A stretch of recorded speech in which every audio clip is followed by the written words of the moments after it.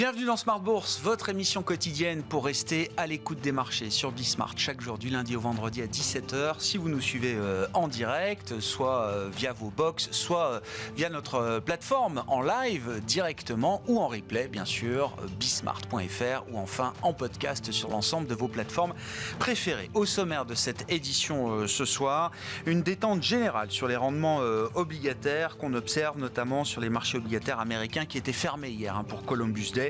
Mais on voit quand même un mouvement de rallye assez fort sur la partie longue, notamment de la courbe obligataire qui s'était tendue de manière très significative au cours des dernières semaines. Le 10 ans américain retombe à moins de 4,70%, autour de 4,65% quand on était encore vendredi après la publication du rapport mensuel sur l'emploi aux États-Unis à plus de 4,80 et 4,85 même au pic vendredi pour le 10 ans américain qui s'est donc détendu d'une vingtaine de points de base. Le mouvement est général sur l'ensemble de la courbe des taux et en Europe également et redonne un petit peu de souffle aux actions. Là aussi, on avait une pression via les taux qui s'était accumulée sur les indices actions qui se permettent un joli rebond aujourd'hui, notamment en Europe avec une hausse de fin de séance de quasiment 2% pour les grands indices actions en Europe. Ça n'enlève rien au sujet géopolitique qui est de retour sur le devant de la scène depuis les attaques du Hamas contre Israël le week-end dernier. C'est une dimension évidemment que les investisseurs ne peuvent pas négliger. Ce sera le sujet à la une dans un instant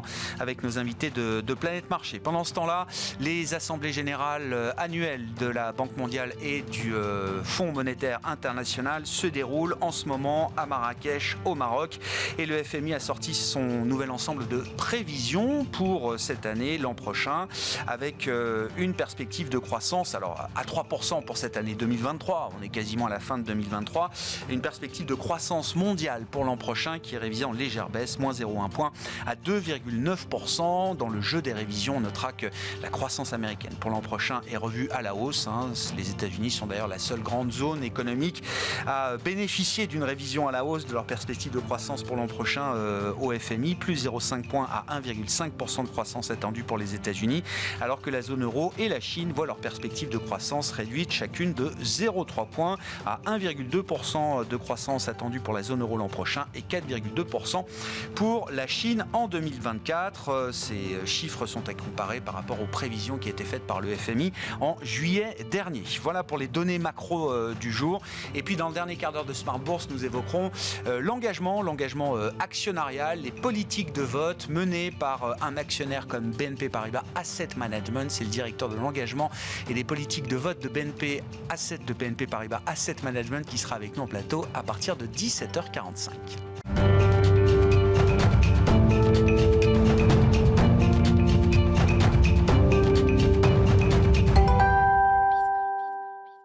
Mais d'abord, les infos clés du jour sur les marchés. Tendance, mon ami, chaque soir en ouverture de Smart Bourse avec Comme du Bois.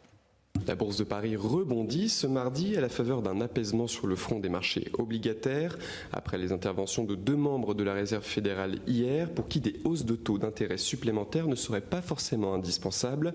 Les marchés ont également bien accueilli une information de Bloomberg selon laquelle la Chine s'apprêterait à mettre en œuvre une nouvelle série de mesures de soutien, parmi lesquelles une augmentation de son déficit budgétaire pour 2023 au-delà des 3% fixés et une émission de moins 137 milliards de dollars de dette souveraine pour financer des dépenses d'infrastructures. Autre information importante aujourd'hui, le FMI a laissé inchangée sa prévision de croissance du PIB mondial en 2023 à 3%. Dans cette dernière prévision, l'organisme a également réduit sa prévision pour 2024 à 2,9%, soit 0,1 point de pourcentage de moins par rapport à sa prévision de juillet. Du côté des valeurs, l'action EuroAPI chute jusqu'à près de 60% au cours de la séance. Le fabricant français de principes actifs pharmaceutiques a informé le marché qu'il abandonnait tous ses objectifs concernant la période 2023 et qu'il ne confirmait pas non plus ses objectifs long terme du fait d'un ralentissement de la croissance de son chiffre d'affaires ce semestre par rapport à ses prévisions initiales. De son côté, Elis progresse jusqu'à près de 4,5% au cours de la séance après l'annonce de l'entrée à son capital de BW Gestão de Investimentos, une société de gestion d'actifs brésilienne qui a racheté la participation d'environ 6% que détenait Crédit Agricole Assurance dans l'entreprise. Demain, côté statistiques, les investisseurs prendront connaissance du compte-rendu de la dernière réunion du FOMC, ainsi que des prix à la production aux États-Unis pour le mois de septembre et de la deuxième estimation de l'inflation en Allemagne pour septembre. Tendance, mon ami, chaque soir, les infos clés de marché avec Comme du Bois dans Smart Bourse sur Bismart.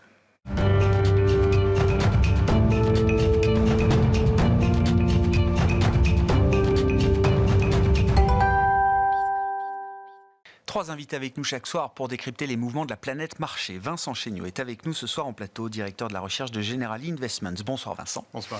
Merci d'être là. Merci à Nuno Teixeira de nous accompagner également. Bonsoir Nuno. Bonsoir Grégoire. Vous êtes membre du comité d'investissement Cross Asset de Natixis IM International et Hervé Gouletker avec nous également en plateau ce soir. Bonsoir Hervé. Bonsoir. Ravi de vous retrouver. Vous êtes senior economic advisor d'Accuracy. La dimension géopolitique donc a fait son grand retour sur le devant de la scène. Non pas que cette dimension était reléguée très loin derrière nous. Elle est toujours présente dans les marchés. Elle a fait son grand retour depuis quelques jours avec les attaques du Hamas contre Israël. Hervé, quand on cherche à déjà comprendre la manière dont les marchés réagissent à ce phénomène de choc, de crise, de tension exacerbée géopolitique. Quand on réfléchit aux conséquences possibles pour la sphère économique, pour la sphère de l'investissement qui nous occupe ici, quelles sont à ce stade les réflexions qui vous animent, Hervé ? Je crois que ce qui est important, c'est que le conflit reste concentré sur des acteurs qui, au niveau économique et financier, ne sont pas majeurs. Donc voilà, tant que ça reste entre Israël et Palestine, aussi horrible que ça puisse être, et quelles que soient les questions politiques que cela pose, vu du côté de l'économie, vu du côté des marchés, la question c'est est-ce que ça reste là ou est-ce que ça se répand ? Et on voit bien que les deux vecteurs d'expansion, eh bien, c'est l'Iran. L'Iran, c'est un pays qui compte. C'est le Golfe arabo-persique, c'est ses connexions avec une partie du Moyen-Orient, avec la Chine, avec la Russie. Et puis, c'est cette marchandise qu'est le pétrole. Donc, c'est ce qu'on va regarder, sachant que derrière la marchandise pétrole, il y a le service du transport par voie de mer. Il ne faudrait pas non plus que le détroit d'Ormuz soit bloqué. Donc, en fait, on va faire attention à cela et on va être attentif à ce que, en fait, dans le camp des grands émergents, en fait, il y a une unité. Et ce qui est problématique en la matière, je ne pense pas qu'il faille être pessimiste, c'est que si on voit la réaction des pays avancés, elle a été unanime pour condamner le geste du Hamas. Par contre, chez les émergents, si on concentre ça aux BRIC+, donc voilà, l'élargissement des BRIC annoncé il y a quelques semaines, on voit que ça a tiré un peu à U et à Dia. Donc il faut remettre de l'ordre là-dedans pour s'assurer voilà, qu'il n'y ait pas une contamination de la crise.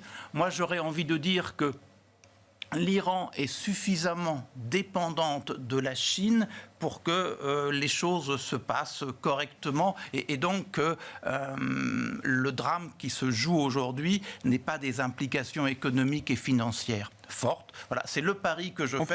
À mon avis, l'analyse est là. Après, l'idée étant de dire qu'une superpuissance comme la Chine, voire la Russie, qui ont du grip sur un État comme l'Iran aujourd'hui, ces superpuissances sont en capacité de calmer la situation, en tout cas de la laisser circonscrite au périmètre actuel. C'est le pari que je ferais, sachant que la Russie est sans doute un acteur important dans ce qui est en train de se passer, parce que la Russie a l'oreille du Hamas et a l'oreille d'Israël. Donc en fait, la Russie est capable de jouer une carte dans le sens de l'apaisement. Après, quel sera le prix à payer pour que la Russie joue cette carte de l'apaisement, ça se verra sur un autre terrain. Oui, ça résonne aussi ce qu'on a vu Azerbaïdjan au Karabakh il y a à peine 2 semaines maintenant. Exactement. Et là encore, c'est la Russie qui est au cœur, c'est la Russie qui est capable d'agir. Donc, dans cette histoire-là, par hasard, ou en ayant joué un certain nombre de cartes, j'en ai aucune idée, mais la Russie, la diplomatie russe joue bien. Bon, c'est toujours une dimension qui nous échappe un peu, la dimension géopolitique. J'ai quand même le sentiment que dans le monde complexe dans lequel on vit et dans lequel on vivra pendant sans doute plusieurs années, il faut quand même que les investisseurs aient une vision un peu de ces mouvements géopolitiques, de ces intérêts, conflits, etc. Entre superpuissances ou entre blocs. Le monde se clubifie, Vincent. Ouais. Bon, sur la situation actuelle, partant de la crise géopolitique au Moyen-Orient, quels sont les constats et les réflexions, là aussi, qui vous animent ? Oui, je suis d'accord sur l'idée d'une polarisation du monde, bipolarisation. Je crois que les Américains ont vertement pensé les Chinois pour ne pas avoir fermement condamné ces attaques terroristes. Les Chinois... plus généralement, appelle à une résolution du problème israélo-palestinien. Il apparaît assez clairement que l'Iran a participé aux préparations de cette attaque terroriste. Je ne suis pas sûr que ce serait produit si les États-Unis n'étaient pas aussi engagés déjà financièrement, en tout cas, sur le front ukrainien. Engagés également avec des tensions sur la Chine. Et donc, probablement, on teste la volonté des Américains d'intervenir. Et cette volonté, probablement, est relativement faible. Donc, on voit effectivement... 18 mois de guerre en Ukraine, quand on est non aligné ou ennemi des États-Unis, vous dites... il y a une fenêtre d'opportunité pour agir et pousser encore un peu plus loin la déstabilisation. Ça me semble possible. À un moment où on voit qu'aux États-Unis, des tensions apparaissent sur le financement de l'Ukraine, puisque la loi de finances de court terme ne couvre pas le sujet. Ne couvre pas le financement ukrainien. Et qu'en l'occurrence, on doit nommer un nouveau représentant républicain à la Chambre. Et que ce représentant probablement va être plus dur. Et donc on peut s'inquiéter sur les négociations budgétaires et sur la question ukrainienne. Cela devant être réglé avant la mi-novembre si on veut éviter un shutdown. Donc on est à un point un petit peu sensible aux États-Unis. Alors au-delà de l'aspect tragique de ces attaques, pour le marché, effectivement, c'est de l'incertitude politique et donc, a priori, ça a tendance à faire monter les primes de risque, même si aujourd'hui, on voit un beau rebond du marché action, notamment parce que les membres de la Fed deviennent un peu plus durs. Un peu moins dur, pardon. L'autre point important, c'est l'énergie. Le prix de l'énergie, on voit que le prix du baril a pas mal remonté depuis les attaques. Alors, il avait beaucoup baissé aussi de 10% la semaine précédente, la semaine dernière. C'est vrai. Ça. Mais si on regarde sur 3 mois, il a beaucoup monté. Voilà. Et ces attaques ont plutôt tendance à renforcer le mouvement à la hausse. Je m'inquiète personnellement sur la situation géopolitique et l'impact sur le marché de l'énergie d'ici les élections en Europe, l'élection européenne de juin 2024, puis les élections américaines de novembre 2024. Il me semble que les producteurs de pétrole ont peut-être intérêt, et notamment on parle de la Russie et de l'Arabie Saoudite, qui sont donc deux des plus grands producteurs de pétrole au monde, avec les États-Unis, ils ont peut-être intérêt à restreindre l'offre davantage pour maintenir les prix sur des niveaux élevés, voire plus élevés, pour qu'on ait de l'inflation dans les pays développés, sachant que l'inflation est le problème majeur à la fois pour Biden, mais également la majorité au Parlement européen. On sait que ces administrations ont eu des politiques très actives sur la transition énergétique, qui évidemment n'est pas favorable aux producteurs d'énergie fossile. Et donc peut-être qu'ils ont intérêt à créer cette disruption. Et ça pourrait impliquer des prix de l'énergie élevés, une inflation assez élevée, ce qui ne va pas faciliter le rôle des banques centrales. Et je crains que ces tensions de nouveau au Moyen-Orient ne puissent que favoriser ces pressions à la hausse sur le prix de l'énergie. On voit également, pour d'autres raisons, que le prix du gaz naturel est en train de remonter de façon très sensible en Europe. C'est également un élément à suivre qui peut également peser sur l'inflation. Et bien entendu sur la confiance des ménages. Et pourquoi le prix du gaz naturel remonte en Europe ? Les stocks sont pleins et il fait une température estivale. Effectivement, il y a eu de nouveau un incident sur un pipeline entre la Finlande et l'Estonie. C'est ça. Et puis de façon générale, je pense que cette situation géopolitique peut inquiéter sur l'approvisionnement. Des marchés très sensibles. Il n'y a pas besoin que les fondamentaux bougent forcément pour que les prix de marché sur ces matières premières critiques clés bougent. Les stocks sont très importants, mais ils représentent quand même qu'une partie modeste de la consommation. Donc le marché reste sensible à cette question de l'offre et des tensions géopolitiques potentielles. Nuno, même question, vos commentaires par rapport à ce qui a été dit. Encore une fois, cette dimension géopolitique qui revient régulièrement dans l'actualité, là, dans le cas d'Israël et du Hamas. C'est vrai que pour l'instant, il n'y a pas d'impact direct sur l'approvisionnement et la production de pétrole. Pour autant, on peut se demander quand même, finalement, à qui profite le crime, si on peut dire. Il n'est pas évident que les Russes soient directement liés à ce qui s'est passé. Les Iraniens, beaucoup plus.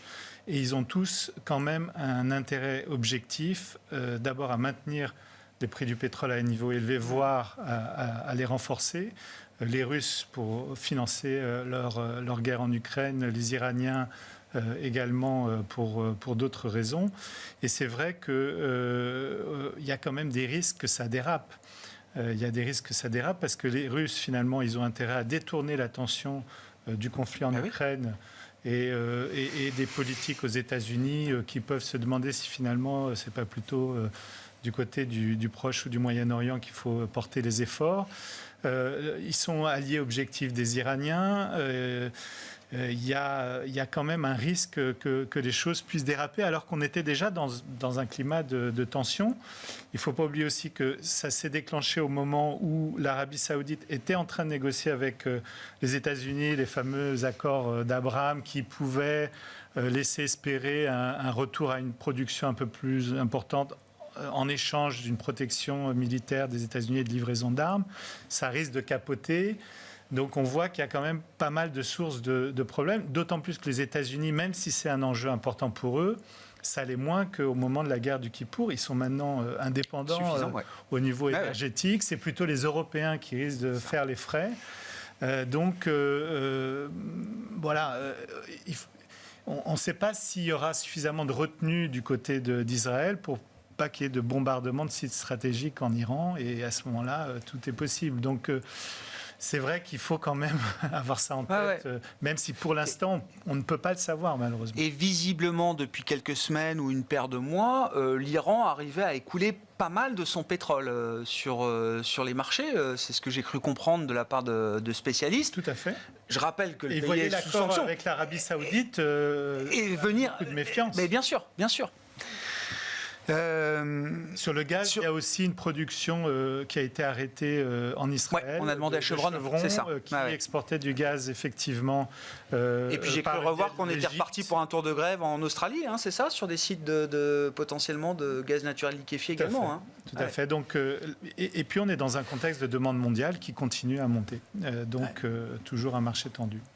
L'histoire des taux, là, telle que vous la décriviez, Vincent, il y a un lien direct à faire entre la remontée du risque géopolitique et peut-être du risque de crise majeure et pourquoi pas de choc pétrolier, avec les discours des banquiers centraux américains qu'on a depuis 24-48 heures. Alors c'est Bostic aujourd'hui, Fed d'Atlanta, qui dit non, c'est bon, on est au niveau, plus besoin d'en faire trop. Et on a vu quand même, c'est le mouvement, je pense, des 2 derniers jours, c'est la détente obligataire assez nette sur cette partie longue de la courbe qui cristallisait toute la tension depuis quelques semaines. Oui. Alors, on a des mouvements de taux vraiment impressionnants, je dois dire, sur ces dernières semaines, avec des tensions sur les taux longs qui se sont poursuivis, même si là, c'est en train de revenir un petit peu, et surtout sur les taux longs réels. Et donc, je rappelle que les taux 10 ans réels américains sont montés à près de 2,5%. Il y a 2 ans, on était à moins 1%. Donc ils ont pris 350 points de base en 2 ans. C'est absolument considérable. Et on a du mal à penser que ça ne va pas créer des tensions dans le système économique ou financier dans les mois qui viennent. Et je pense que la Fed s'en émeut, en effet. Cette hausse des taux longs réels, cette hausse des primes de terme contribue à un resserrement des conditions financières qui peut créer de la tension, encore une fois, sur l'économie et sur le système financier. Sur le système financier, on pense à deux choses. On pense au refinancement de la dette, puisque les taux sont maintenant beaucoup plus élevés. Alors tout ça se produit avec certains délais, mais il n'empêche qu'on a un mur de refinancement 2024-2025, notamment sur les entreprises à yield. Ça pourrait poser problème.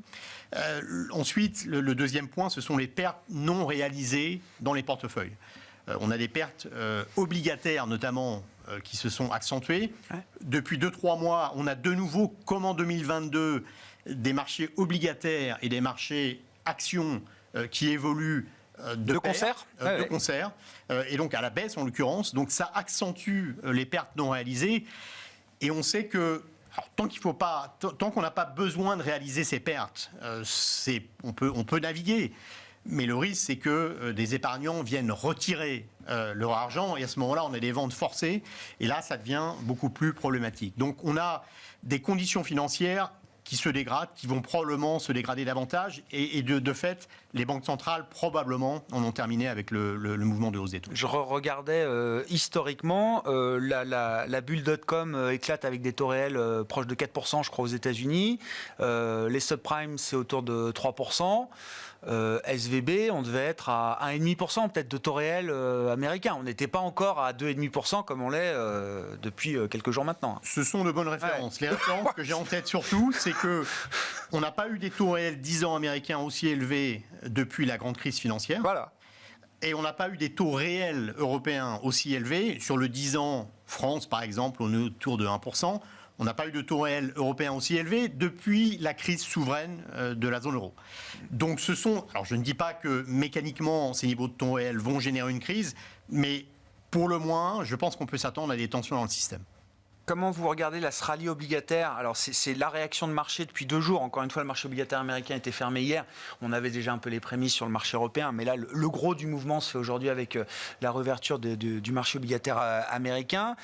Il fallait parce que avant le conflit, on avait l'impression que le ciel était la limite sur les taux longs américains. Là, il y a un catalyseur qui rappelle quand même qu'il y a des limites raisonnables et qu'on retrouve un peu d'ailleurs de protection aussi avec ces actifs à duration longue que sont les obligations du Trésor américaines.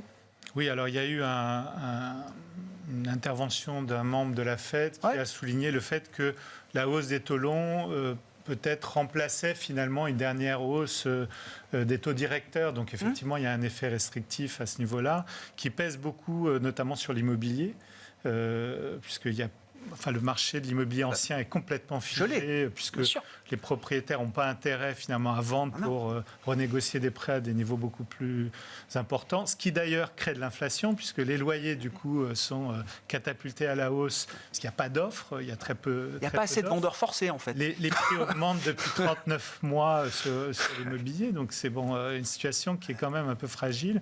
Et ce que je remarque aussi, c'est que en Europe, on commence à avoir la Banque centrale européenne qui commence à demander aux banques de finalement justifier du niveau de valorisation de leur collatéral sur les prêts immobiliers d'entreprise.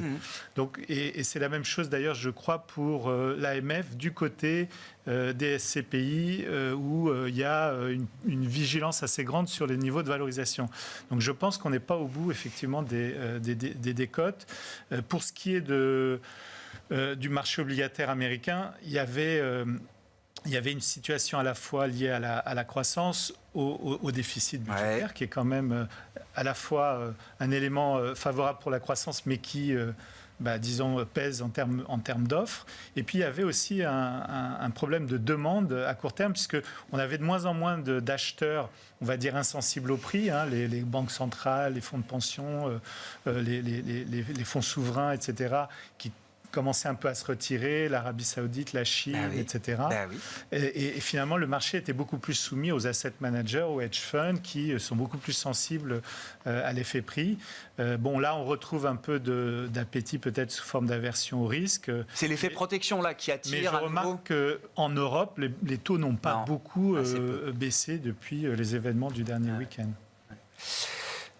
Si on regarde le sujet sous l'angle des déficits, c'est pour avoir une confirmation, mais on parle de 2 postes budgétaires qui sont assis sur des méga tendances, les dépenses liées à la transition énergétique et les dépenses militaires. Là encore, Hervé, il n'y a pas de doute sur l'idée que, quoi qu'il arrive, il y a un impératif de pouvoir financer ces 2 budgets dans de larges mesures. Oui, on peut même en ajouter un troisième lié au vieillissement de la population qui va coûter, selon les pays, entre 3 et 5 points de PIB en plus. Donc, si vous dites... la charge de la dette. Oui, qui va redevenir un poste budgétaire de premier ordre. Si on essaie de décliner tout ça, vous dites 2 ou 3 points pour la transition énergétique, allez, 3 points pour le vieillissement, 1 point pour la défense et peut-être 1 point ou 2 pour la charge de la dette. Ça dépendra du niveau de taux.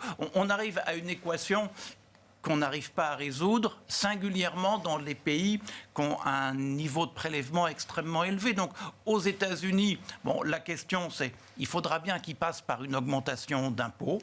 Alors, est-ce que culturellement ils sont prêts? Pas encore, mais ça viendra. En Allemagne, ils ont un peu de marge de manœuvre, donc ça viendra aussi. Est-ce que culturellement ils sont prêts?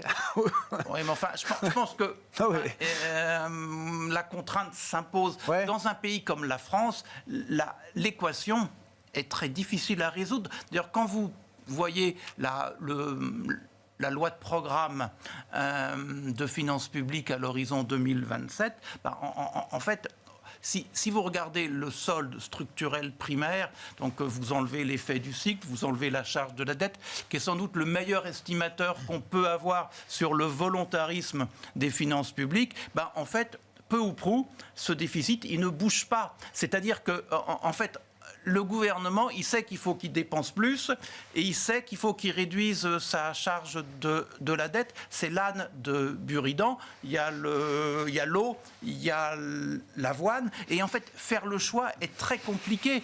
Donc en fait, oui, il y a un vrai problème.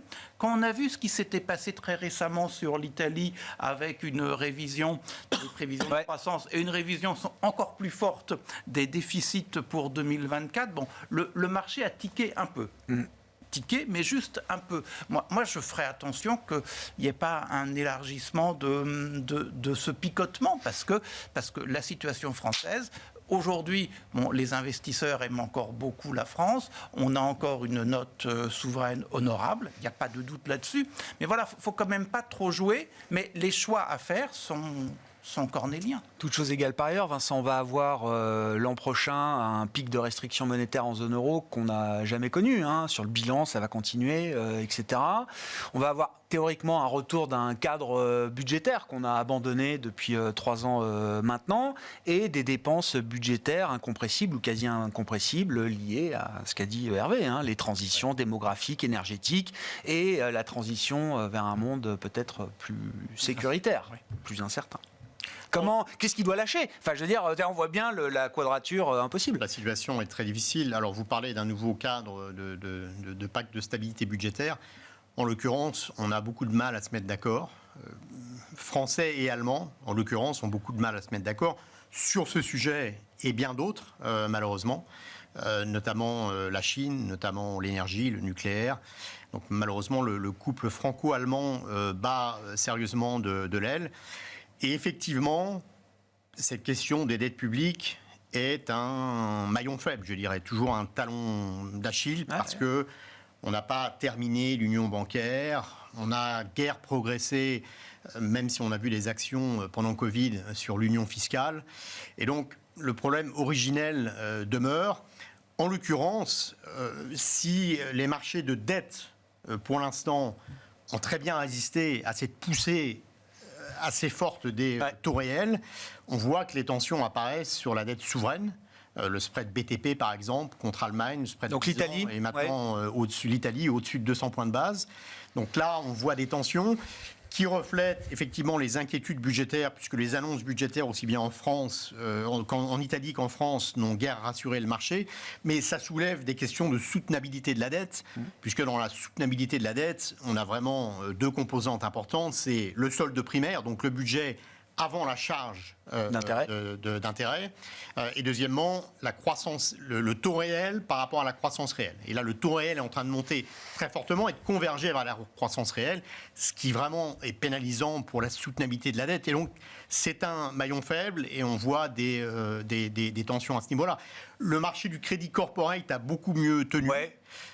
C'est vrai que si on regarde globalement l'endettement, ce sont surtout les États qui se sont beaucoup endettés depuis 15 ans, depuis la grande crise financière, donc avec 2 épisodes, la crise financière et Covid. Sur la dette des entreprises, c'est beaucoup plus plat, et des ménages également d'ailleurs. Donc il y a moins de stress à ce niveau-là. Il n'empêche que la question du roulement de la dette se pose également, notamment pour le high yield. Il me semble que le marché ici est assez complaisant. Oui, les spreads sont encore trop serrés, quoi. Trop serrés. Ouais.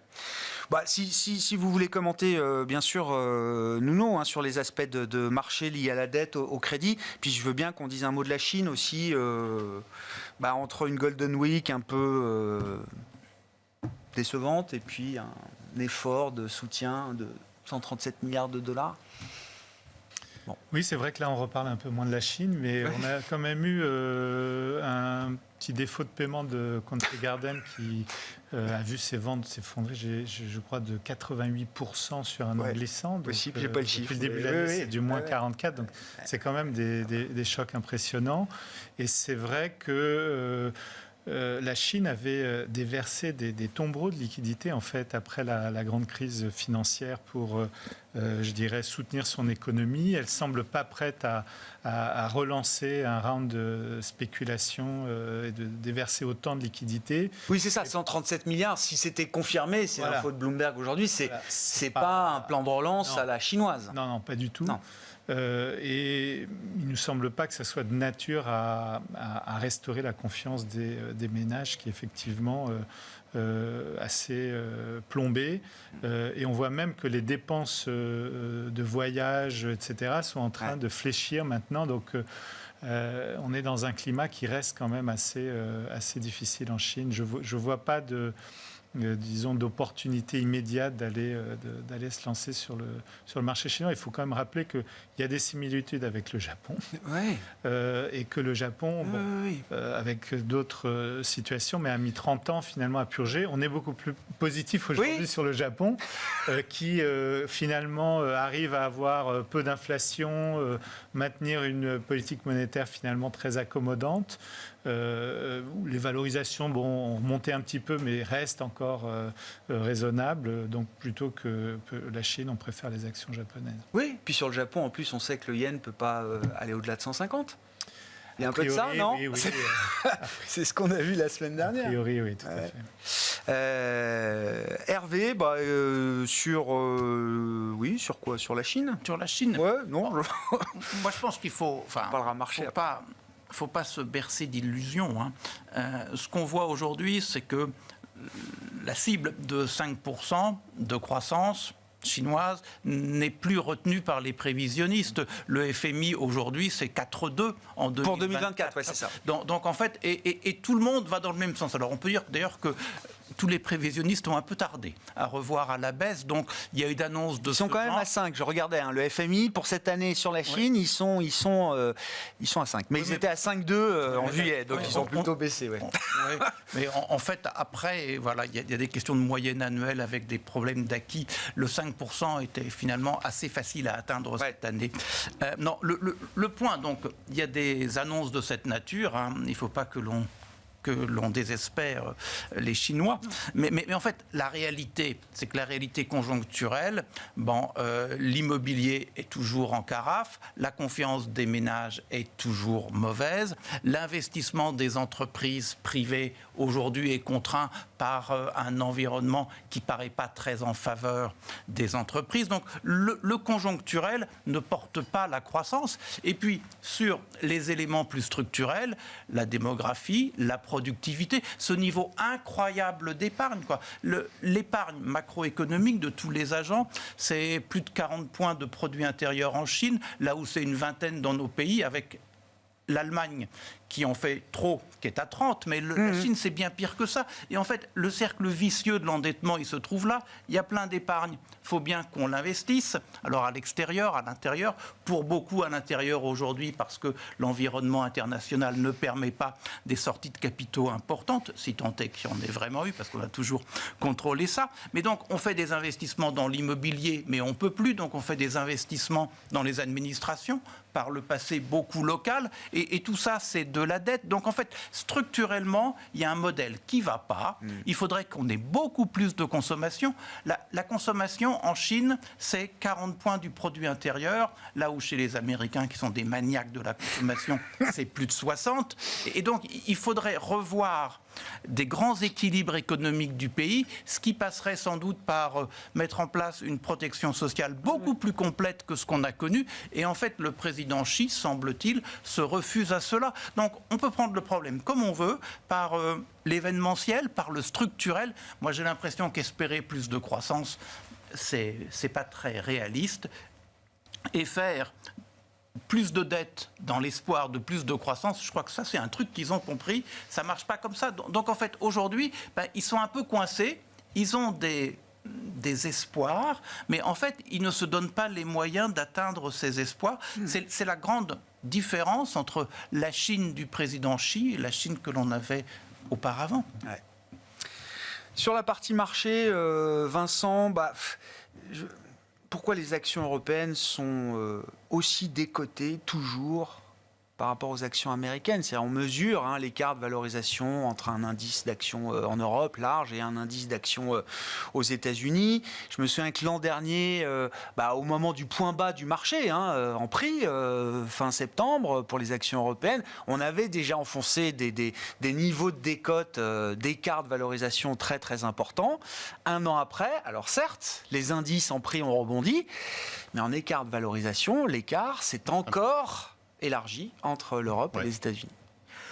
Beaucoup d'explications, notamment une différence sectorielle, donc des poids sectoriels très, très différents qui pénalisent l'Europe, beaucoup moins de tech par exemple en Europe, mais également un écart de croissance très important qu'on peut résumer avec la saison des résultats qui vient, puisque le consensus pour les résultats du troisième trimestre, c'est autour de moins 15% en glissement annuel pour la zone euro, et c'est légèrement positif aux États-Unis.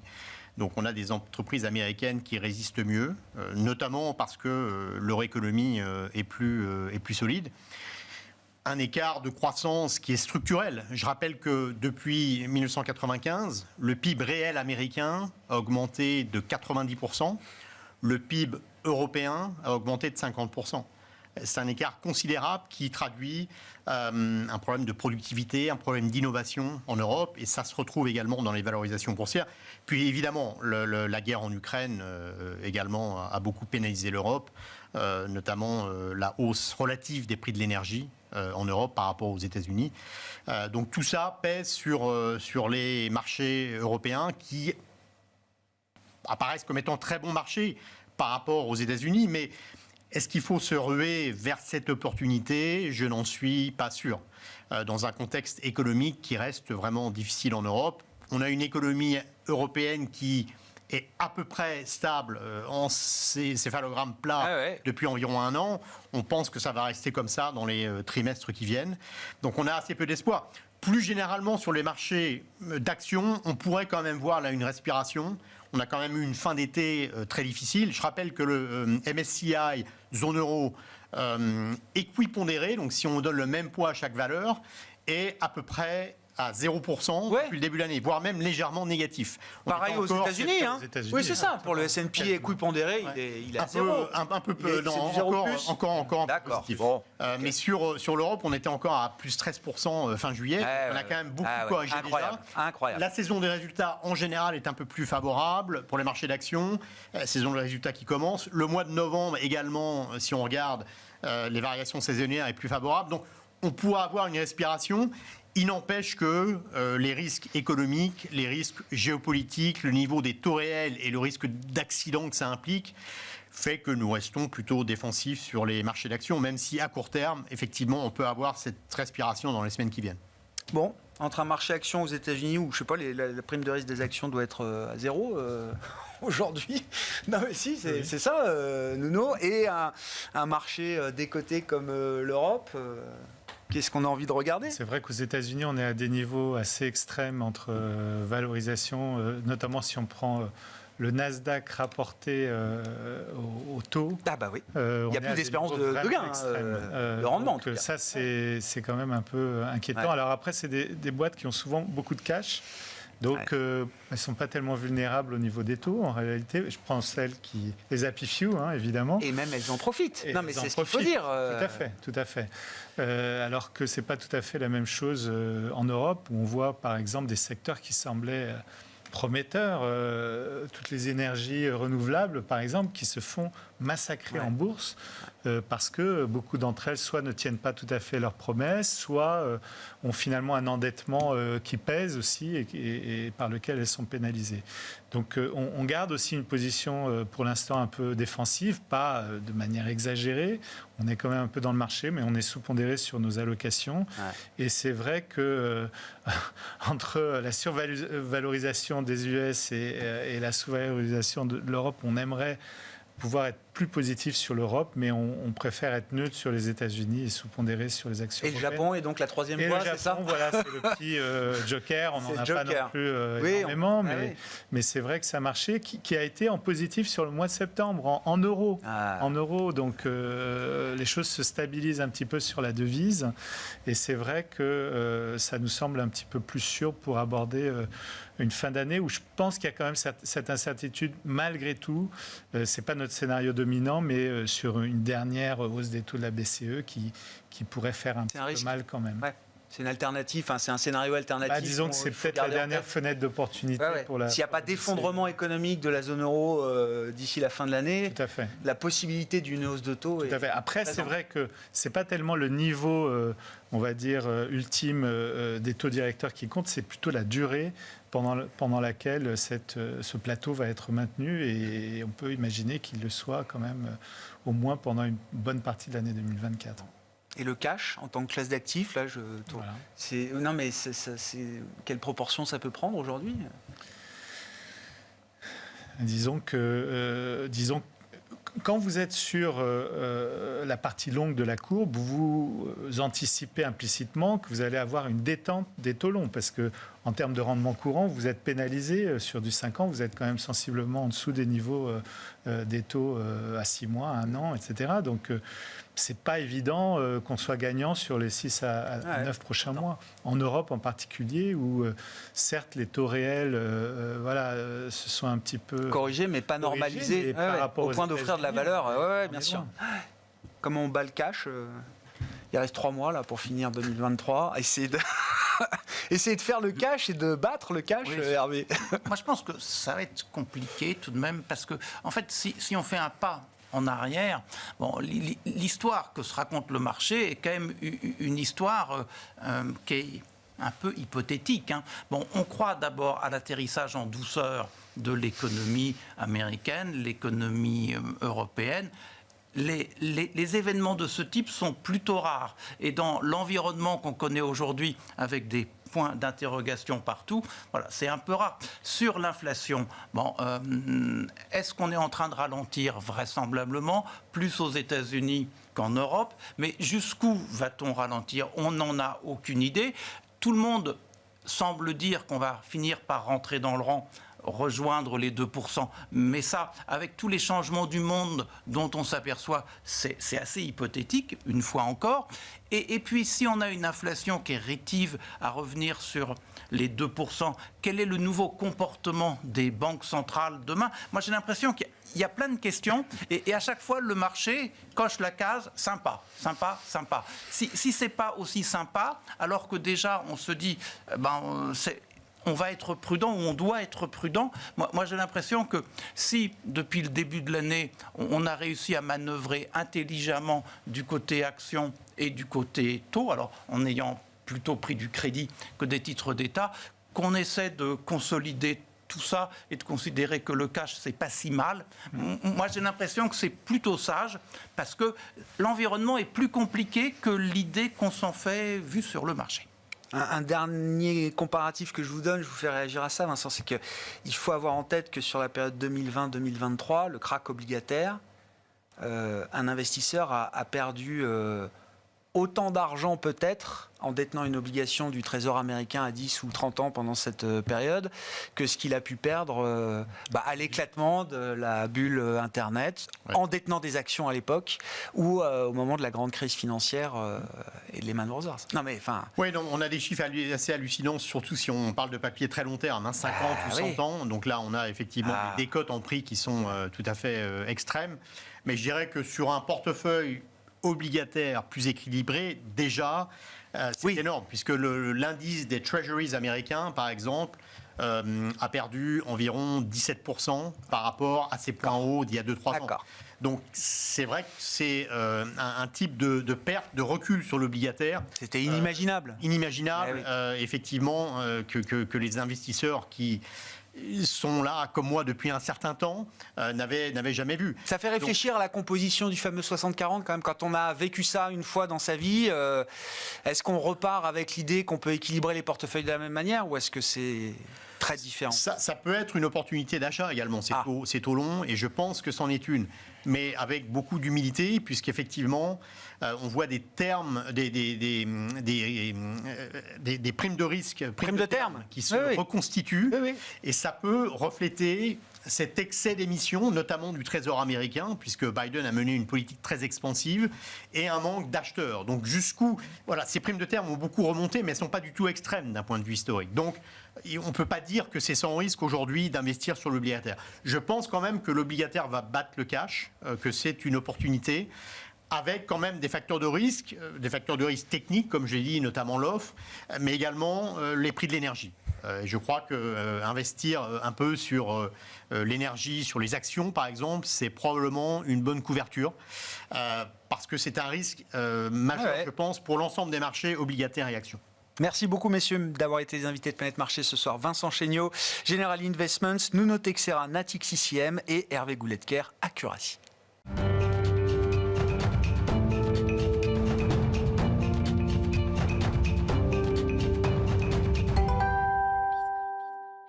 Le dernier quart d'heure de Smart Bourse chaque soir, c'est le quart d'heure thématique. Le thème de ce soir est celui de l'engagement actionnarial et des politiques de vote. Nous avons en plateau, à mes côtés en l'occurrence, Michael Herskovitch, directeur de l'engagement et de la politique de vote de BNP Paribas Asset Management. Bonsoir Michael. Bonsoir. Merci beaucoup d'être avec nous. On s'est déjà parlé sur ce thème de l'engagement pour un actionnaire qui est BNP Paribas Asset Management.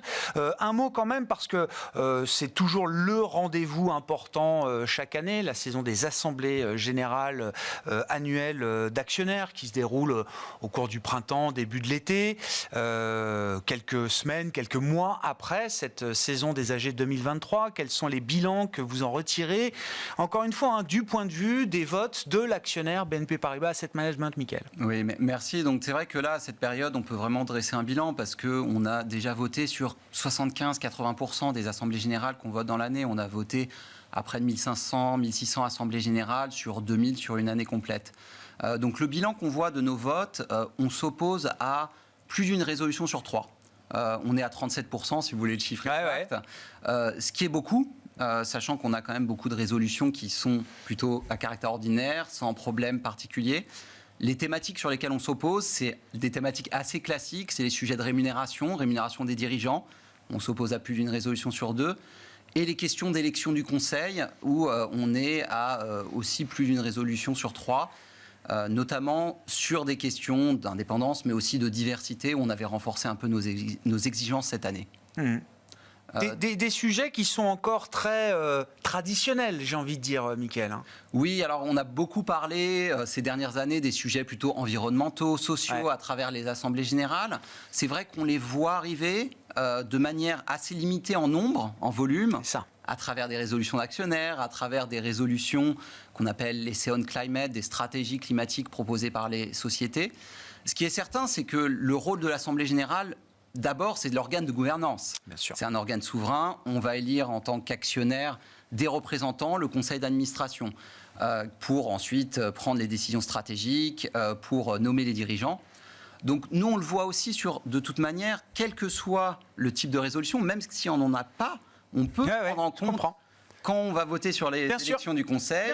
Les questions climatiques, les questions de biodiversité. Et la composition d'un conseil reflète aussi les enjeux qu'on trouve dans ces questions climatiques, environnementales au sens large. Exactement. Et exprimer notre désaccord, on l'a fait plus de 1000 fois déjà en début d'année, depuis le début de l'année sur des administrateurs. On s'est opposé à plus de 1000 résolutions. Lorsqu'on est en désaccord sur la stratégie, sur ces questions climatiques notamment et biodiversité. Donc c'est quelque chose qui en fait et de l'ordre de l'Assemblée générale, même si on n'a pas une résolution spécifique à ce Très clair. Qu'est-ce qu'on fait entre 2 saisons d'AG? C'est ça la question du jour, en fait, Mickaël. Quand on est directeur de l'engagement chez BNP Paribas Asset Management, en l'occurrence, qu'est-ce qui se passe entre 2 saisons d'Assemblée générale annuelle? Alors, on ne part pas en vacances, on ne part pas que en vacances. Vous êtes là. Pas un peu en vacances. Non, on a beaucoup de choses. Ce qu'on essaye surtout de faire, en fait, c'est le meilleur moment pour parler avec les sociétés, pour faire de l'engagement, du dialogue. Pourquoi? Parce que dialoguer, engager à quelques semaines d'une assemblée générale, quand tout est déjà décidé et que le dialogue consiste à parler avec la société pour dire ce qu'on va faire ou ce qu'on ne va pas faire, c'est intéressant, mais c'est déjà très tard. Ce qui est intéressant, c'est le dialogue actuellement. C'est regarder ce qui s'est passé, anticiper ce qui va se passer en 2024, avoir ces échanges en amont, avant les décisions, avant les publications. Parce que nous, l'objectif, c'est pas de s'opposer pour s'opposer, c'est d'adopter les meilleures pratiques, d'avoir les évolutions nécessaires. Et donc, l'échange qu'on peut avoir aujourd'hui, notamment avec beaucoup d'administrateurs, de présidents du Conseil, avant que les conseils se réunissent et prennent les décisions, c'est le meilleur moment. C'est le meilleur moment d'avoir ces échanges et d'exprimer nos réserves, d'essayer de soumettre certaines idées pour qu'elles puissent être prises en compte et que lorsque les résolutions arrivent, elles soient alignées avec nos attentes et nos politiques. C'est un moment plus productif, il y a plus de temps disponible aussi peut-être chez les managements pour être dans cet engagement, dans ce dialogue. C'est moins frictionnel que quand on est à 2 semaines d'une assemblée générale? C'est sûr que c'est moins frictionnel parce que les décisions ne sont pas encore prises. N'a pas, donc forcément, on est sur ce. On est ouvert. Clairement, c'est le meilleur moment. On a encore quelques réticences de la part de certaines sociétés d'avoir ces échanges-là. Il y a encore des sociétés qui sont assez conservatrices, qui souhaitent avoir des échanges lorsque les décisions et lorsque le Conseil s'est tenu. Mais c'est en train de changer, ça change année après année. On a de plus en plus d'échanges ouverts avec ces sociétés. Donc en effet, c'est le meilleur moment, on a plus de temps. On n'a pas 1600 assemblées générales à voter sur quelques mois, on en a un peu moins. Et auprès des sociétés aussi, c'est un meilleur moment parce que c'est le moment de réflexion sur les évolutions à venir de gouvernance dans les mois et années à venir. Si on prend un exemple justement de ce dialogue, de cet engagement que vous menez, Mickaël, alors dans la grande thématique de l'environnement, il y a ce que j'appelle un peu la nouvelle frontière qui est la biodiversité. Donc c'est un enjeu très important, très complexe également. Et vous engagez notamment un dialogue auprès de l'industrie pharmaceutique, c'est ça? Alors j'aime bien l'exemple qui paraît très anecdotique, mais vous allez nous expliquer pourquoi ça n'est pas anecdotique. L'engagement que vous avez vis-à-vis de l'industrie de la pharmacie, une partie de cet engagement notamment porte sur le sort d'un petit animal qui s'appelle la limule, tout à fait, dont le sang est utilisé comme matière première, j'imagine, pour de nombreuses applications dans l'industrie pharmaceutique. Exactement. Donc, en fait, la limule, c'est une espèce qui est. Alors, on va voir une photo de. Voilà, il y a une photo de limule qui s'affiche à côté de vous. Et donc, c'est une espèce qui a 450 millions d'années, qui a survécu à beaucoup de crises à la période glaciaire. Et c'est un animal qui a une particularité, comme vous le dites, qui a un sang qui est bleu, qui est extrêmement utile pour le secteur pharmaceutique, qui sauve des vies, parce qu'aujourd'hui, elle permet de tester l'absence de bactéries dans les vaccins, notamment dans les médicaments. Elle est utilisée pour tester l'eau dans le secteur pharma. Donc, une espèce indispensable. Ce qui se passe, c'est que c'est une espèce qui est en danger. On voit sa population décliner de plus en plus, donc on se retrouve face à un risque, bien sûr un risque de perte de biodiversité, il est évident, aussi un risque financier pour le secteur. Derrière, qu'est-ce qui se passe si on se retrouve à avoir cette espèce qui disparaît, qui réduit. Donc ça pose énormément de questions sur lesquelles on engage toujours le secteur pharmaceutique, les sociétés directement. on a découvert qu'en fait, il y avait des alternatives. Il y avait des alternatives pour utiliser un produit synthétique qui peut remplacer le sang de limule. On a aussi des techniques qui permettent de réduire l'utilisation de ce sang. Donc, on a approché les entreprises pour essayer de les convaincre d'aller dans ce sens, d'essayer de convaincre aussi le secteur en son ensemble, donc une organisation qui regroupe les 75 plus grosses sociétés du secteur pharmaceutique, qui a pris une position pour expliquer, pour demander aux entreprises de réduire leur dépendance. Donc on a tout intérêt à aller dans ce sens-là, d'un point de vue bien sûr environnemental, d'un point de vue biodiversité, d'un point de vue aussi purement investissement financier, parce qu'on est face à un grand risque, on est face à aussi une matière première qui est extrêmement coûteuse. Ça coûte près de 15 000 € 1 litre de sang de limule. Donc il y a un enjeu et un alignement normalement des planètes. Qu'est-ce qui fait qu'ils ont besoin de vous pour bouger? Qu'est-ce qui fait dans leur rationnel qu'il y a une forme de résistance peut-être à l'idée de remplacer ce sang de limule? Ils ont bien conscience, j'imagine, qu'il y a un risque de disparition ou d'attrition de la population de limule, etc. Qu'est-ce qui fait qu'il faut qu'il y ait un engagement pour que les choses soient mises en discussion sur la table? Alors c'est des questions qui sont complexes, hein. Bien sûr, il faut que les produits, je pense par exemple aux produits synthétiques, il faut qu'ils soient approuvés par les régulateurs. Donc il est approuvé en Europe, il n'est pas encore approuvé totalement aux États-Unis, donc il peut se poser ce type de questions. Donc c'est des questions dont on le sait, elles ne sont pas si simples. C'est pour ça que beaucoup de sociétés sont à l'écoute, essayent de progresser. On sait que le changement, il ne s'opérera pas du jour au lendemain, mais ça nous semblait être important. Et je pense qu'il y a naturellement pour des entreprises, il y a un processus qui est établi, qui marche bien, qui fonctionne bien. Il y a peut-être aussi des fois de la réticence à effectuer un changement face à un risque qui est peut-être pas forcément complètement perceptible. Donc ça prend du temps. Je pense qu'on a fait déjà pas mal d'avancées sur ce sujet-là et on espère pouvoir y arriver. Mais c'est un exemple parmi d'autres. Ouais, bien sûr. Oui, mais très intéressant. Et quand on aborde un sujet comme celui-là, il vaut mieux attaquer le sujet avec l'organisation la plus représentative du secteur, des intérêts du secteur, où il vaut mieux aller chercher l'acteur de cette industrie peut-être le plus pertinent, le plus rayonnant dans son industrie, pour essayer de faire bouger le pivot ou la clé qui fera que l'ensemble du secteur bougera? Il faut un peu les deux, hein, clairement les deux. Et on a fait les deux sur ce sujet-là. On a d'abord utilisé l'outil plutôt d'aller voir les sociétés dans lesquelles on a des expositions importantes. On a vu qu'il y avait peu de réponses à ce stade, donc on est allé dans le stade supérieur qui est celui de l'organisation globale du secteur. On continue avec les sociétés. Ce qu'on espère surtout, c'est qu'à partir du moment où une va bouger et va faire des avancées importantes sur la question, qu'on puisse aussi s'en servir dans l'échange avec les autres sociétés pour dire, bon, si votre concurrent l'a fait, pourquoi vous ne le faites pas? Aujourd'hui, on n'est malheureusement pas encore arrivé à ce stade-là. On l'espère y être bientôt et donc convaincre globalement toutes les sociétés du secteur à aller dans une sens de réduction, d'utilisation de l'alternative synthétique notamment.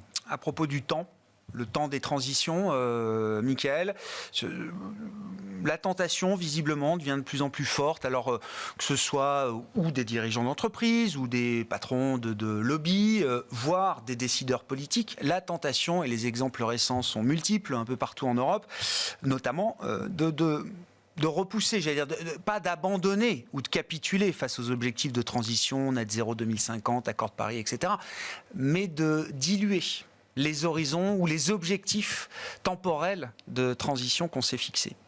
Est-ce que vous le ressentez et comment ça se traduit dans le discours et le dialogue que vous avez avec les entreprises? Oui, donc alors c'est une question en effet, là encore, hein, très compliquée, très complexe, mais vous avez raison, dans les dialogues qu'on a notamment sur les questions climatiques et de transition, notamment à travers des engagements collaboratifs avec d'autres investisseurs, à travers une initiative comme Climate Action 100 qui vise les plus gros émetteurs d'émissions, donc près de 170 entreprises, où il y a près de 700 investisseurs qui sont regroupés sur cette initiative.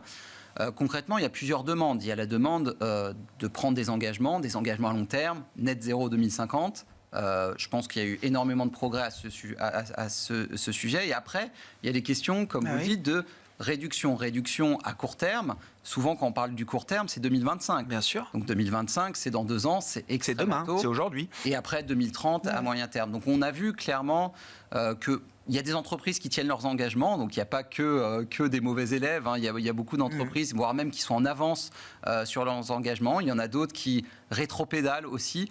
Je pense que c'est plus facile pour une entreprise de prendre des engagements très long terme, moyen terme. Là, on rentre vraiment dans une phase... D'ailleurs, sur le Climate Action, qui est la phase 2, qui est celle déjà d'arriver à des premiers résultats, de voir les trajectoires, et donc des fois des entreprises qui, malheureusement, ne sont pas alignées avec leur engagement, ou voire même qui rétropédalent et qui réduisent leur engagement. Donc là encore, après, sur l'engagement, il y a l'escalade, il y a le vote, il y a des outils qui sont à disposition des investisseurs qu'on utilise, que j'ai expliqué au début, qui nous permettent aussi de sanctionner quand c'est légitime de sanctionner ces entreprises qui ne vont pas assez vite. Merci beaucoup, Mickaël. Merci de venir parler de votre métier et de la manière dont les grands actionnaires, BNP Paribas Asset Management en l'occurrence, s'engagent avec leur participation et les entreprises dans lesquelles ils sont investis. Mickaël Herskovic, directeur de l'engagement et de la politique de vote de BNP Paribas Asset Management, était l'invité du quart d'heure thématique de Smart Bourse ce soir.